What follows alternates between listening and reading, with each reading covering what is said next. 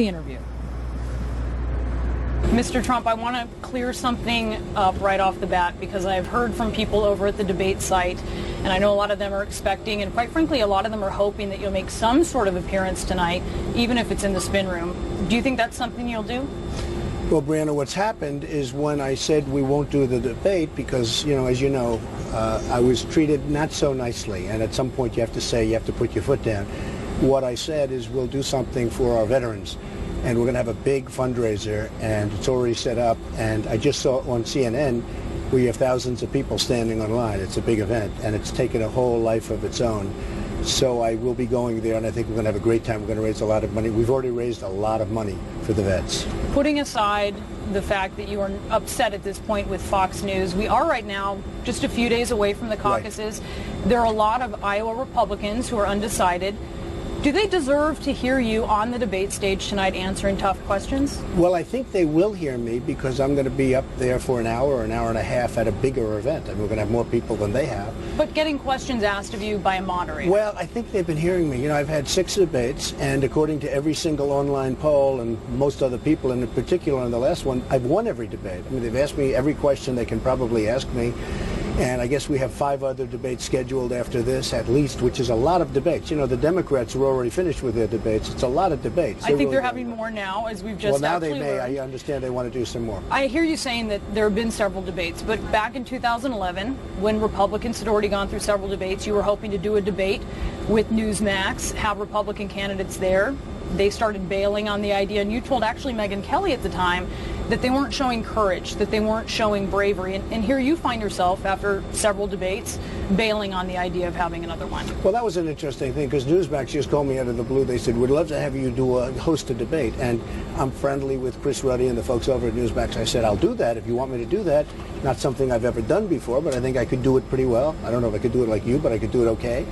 And so I was willing to host a debate, but I think they were a little bit concerned with me as a moderator, because they think I might have been a fairly tough moderator, which I wouldn't have been. I would have been fair. But you have an issue with certainly one of the moderators of the debate. How is it any different? Well, I'm not a person that respects Megyn Kelly very much. I think she's highly overrated. But other than that, I don't care. In fact, when Fox called me, because they very much want me there, they called me just now. They called me just before you walked into the plane. And they called me, and in all fairness, very nicely, but they want me there very badly, and I never once asked that she be removed. I don't care about her being removed. What I didn't like is their public relations statement where they were sort of taunting, and I didn't think it was appropriate. I didn't think it was nice. Don't you sometimes put out press releases that are, they're somewhat similar in tone to the one that you object to from Fox News? I can understand that, but, for me, it just wasn't, I didn't think it was appropriate right before the debate. You do have this well-documented beef with Megyn Kelly. We've seen it kind of go back and forth at this point. Yeah. You said... And I think she's fine. You know what, can I be honest? I think she's fine. It doesn't matter. She asked me a question which I thought was inappropriate. I thought it wasn't a good question. I think it wasn't fair. I gave her a good answer. I think it was my Rosie O'Donnell answer. I gave it to her. And frankly, to be honest, I think that I won that debate. According to every online poll and many of the pundits, I won that debate. Brett also asked me a question, which was, the raise your hand question, which was not exactly an easy thing to do. But I love the debates. I will say this. I've probably given more interviews than anybody. In fact, I'm credited with that, whether it's you or anybody else. I've given more interviews than anybody. I've been in 6 debates. I've done well in every debate. Everybody said I won the last one, but they said I won most of them. And I've actually enjoyed the process. I just didn't think this was a fair process. And by the time they apologized, I said, look, the problem is we now have a big event scheduled for the on the phone apologized? Is that what the phone call was Fox about? Could not have been nicer. You got an apology? Yes, and they could not have been nicer. Who apologized? I don't want to say.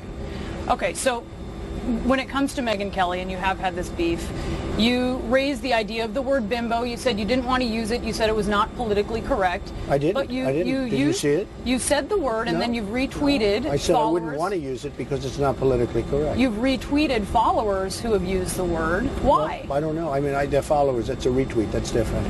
That's different. Look, I haven't had a very good relationship with her. I think she treats me very unfairly. She covers me all the time. For somebody that doesn't want to necessarily like Donald Trump. I'm always covered. I'm on her show all the time. But I just don't think she treats me fairly. And that's okay. She's got to do what she's got to do. I don't think she treats me fairly. And it's one of those things. Ted Cruz Right. Has been, not just Ted Cruz, but also those who support him, have been hammering you when it comes to your previous views on late-term abortion. Well, I'm hammering him on his views and where he was born. They have been... And he's weak, by the way, he's very weak on illegal immigration. But you said to my colleague just recently, Dana Bash, you said, I don't want to talk about that when you were asked about your previous support for late-term abortion. You know what, because everybody knows, first of all, it's false. I am pro-life. Everybody knows I'm pro-life. He knows I'm pro-life. You know, Ted Cruz also took a commercial. Wait a minute.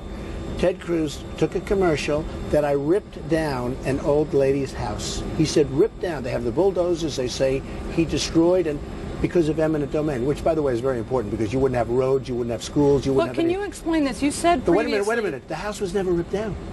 I never ripped down the house. She didn't want to do it. Ultimately, I said, let's not do it. Well, let me ask you this question, Wait. Why aren't you mentioning... This is my question, Brianna, though. Wait, Brianna. He did a big commercial. He said, I ripped down a person's house. But what does that have to do with you not wanting to talk about this issue of late-term abortion? Excuse me. It has a lot to do with it because he's very dishonest in what he's doing. He said, I ripped down a house of an elderly lady, and I didn't rip it down. And he never apologized. And you've said that, certainly, and that's in the interview. No, but he never apologized. Was this you bailing on this debate so that you didn't have to talk about things like this issue that you clearly don't want to address? Not at all. I'm doing an interview with you. I'm doing But you won't answer the question. I'm answering every question. You're here a long time. I mean, a lot longer than you're supposed to be. I'm doing interviews last night with Bill O'Reilly, and he even said, I was so surprised you did the interview. I did the interview. I was totally open. I have nothing to hide. I've done more interviews than anybody. I've done the debates very happily. But I was insulted by Fox, and I said it's time not to do it. And by the way, I think you're going to find that a lot of the voters and a lot of the caucus goers, I think they're going to say he's the one person that will stand up for himself. When it comes to this country, we have nobody that stands up. With our Iran deal, where instead of walking out of the room and making proper deals, we just took everything they gave us, and we gave them $150 billion, and it's a disaster. We didn't get our prisoners back until everything was done, and then they go and they put guns to our sailors' heads. So look, we need people that are going to stand up for themselves and for the country. We don't have that. Focusing on tonight, what do you say to that Iowa voter who might have been thinking, you know what, I like Donald Trump. I'm thinking of supporting him on Monday night. And now maybe they're backing away from that. Maybe they're turned off because they feel like this is just a bunch of drama with you not going to the debate. Brianna, I say this. I wanted to fight for myself, just like I'll fight for the country. I was treated very badly and very unfairly by Fox. Fox was very nice. But Fox aside, what about the voters? No, I'm explaining something to you. I was treated very unfairly by Fox. Since then, they've been excellent. They've been very nice. But it's too late because we have an event and we're going to make a lot of money. You'll hear that, over $5 million for the veterans, probably more than that. But I was treated very unfairly. Since then, fine. What I say is this. You have to stick up for yourself. You have to fight for yourself. And you have to fight for your country. And a lot of people are saying, I really respect Trump because he took on the establishment, which in this case is Fox. He took on the establishment. And you know who else respects it? Fox respects it. And they told me that. You've been sort of going back and forth. There's been some criticism of you from Ted Cruz when it comes to immigration. You've talked about sending undocumented immigrants back to their home countries, and then you said allowing the, quote, good ones back in. Ted Cruz has called that touchback amnesty. Sure. I was just endorsed by Sheriff Joe of Arizona. There's nobody tougher on immigration than Sheriff Joe. He chose me because he understood me, and he understands my plan. Now, Ted was totally in favor of amnesty. Ted didn't want to build a wall. All of a sudden, he's now saying he wants to build a wall. I'm the only one that wanted to build a wall. Ted was saying Ted was very weak on illegal immigration. And just to go a step further, if I didn't bring up illegal immigration, it never, ever would have even been a subject. You wouldn't be asking me that question right now. You would have never been asking me that question. We are going to have borders. We are going to have a wall.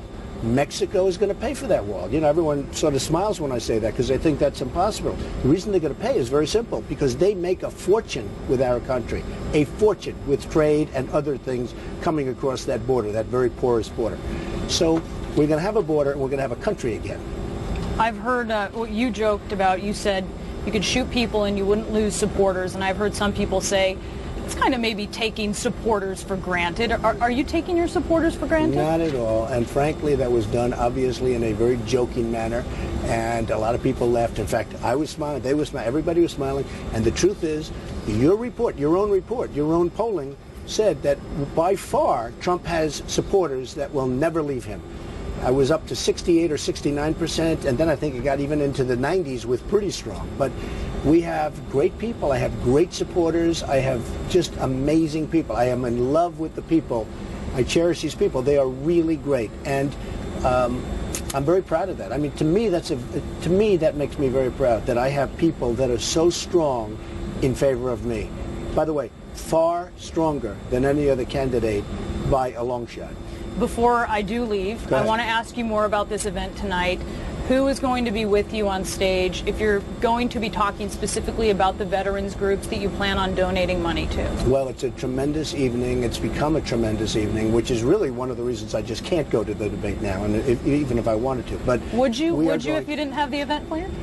Well, I might have, because Fox was very, very nice to me. I mean, they really were. They couldn't have been nicer. And I spoke to the top people, and they couldn't have been nicer. And I might have, but you know, this took on a life of its own. You covered it better than anybody in terms of the lines. You see the thousands of people standing on line.